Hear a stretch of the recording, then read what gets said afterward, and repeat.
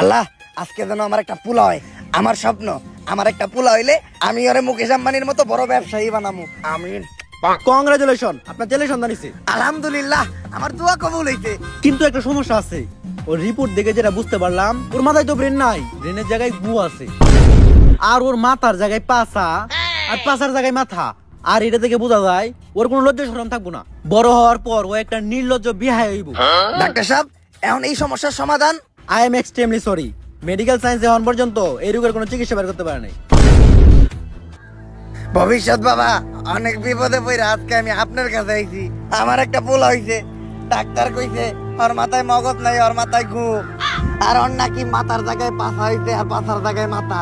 এর লেগে ওর নাকি কোনো লজ্জা শরম থাকবো না। আমার স্বপ্ন হইলো আমি আমার পোলারে বড় একটা ব্যবসায়ী বানাবো। কিন্তু এগুলা দেখার পর তো মনে হইতাছে বড় হইয়া টিকটকার হইব। বাবা আপনি কিছু একটা করেন। তুই কান দিস না বচ্চ, এখনই আমি তোর পোলার ভবিষ্যৎ দেখতাছি। আই এম ব্যাক, দিমু এবার কাপল ব্লগার করে ঠেক। চিন্তা করিস না বচ্চ, আমি এইমাত্র তোর পোলার ভবিষ্যৎ দেখলাম। তোর পোলা বড় একজন সফল ব্যবসায়ী হইব। টাকা কামানোর জন্য তোর পোলা সবকিছু করব, এমনকি নিজের মান সম্মান পর্যন্ত বিলিয়ে দিব। দেখ বাবা, তাহলে আমার পোলারে আমার ব্যবসায়ী বানানোর স্বপ্নটা পূরণ হইব। কিন্তু বাবা, আপনি তো আমার এইটা কইলেন না যে আমার পোলা বড় হইয়া কি ব্যবসা করব?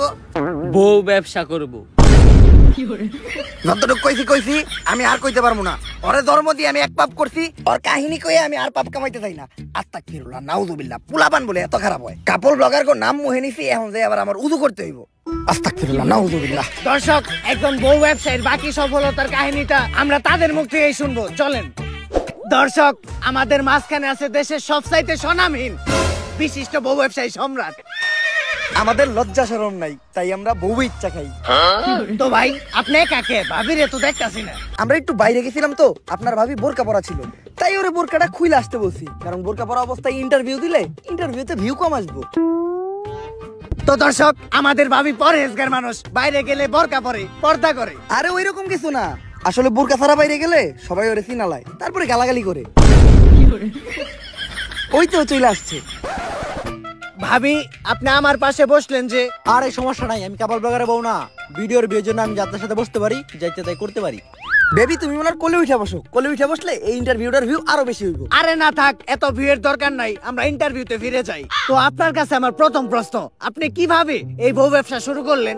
দেন, এই বউ ব্যবসার যাত্রাটা এতটা সহজ ছিল না। আমি ছোটকাল থেকে ছিলাম একটা অকর্মা, গাধা ব্যাককল।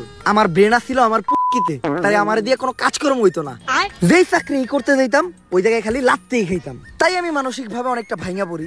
তারপরে একদিন আমি আমার প্রিয় শায়েকের একটা ওয়াজ শুনলাম যে যদি তুমি কোনো মেয়েকে দেখে মানসিক শান্তি পাও, দ্যাটস ইনাফ ফর ইউ। তারপরেই আমি খুঁজে পেলাম আমার মানসিক শান্তি। আর ওরার আমার ভিতর একটা জিনিসের মিল আছে, কি জানেন? কি?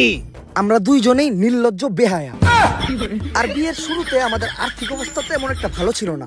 আর ব্যবসা করতে তো পুঁজি লাগে, আমার কাছে ব্যবসা করার মতো পুঁজিও ছিল না। তখনই আমার মাথায় আসে একটা বিজনেস প্ল্যান, যে ব্যবসা করতে কোনো পুঁজির প্রয়োজন হয় না, শুধু একটা বউ থাকলেই চলে। আর এমনি ব্যবসায় তো লস খাওয়ার সম্ভাবনা থাকে, কিন্তু এই ব্যবসায় লস খাওয়ার কোনো চান্সই নাই, খালি সফলতা আর সফলতা।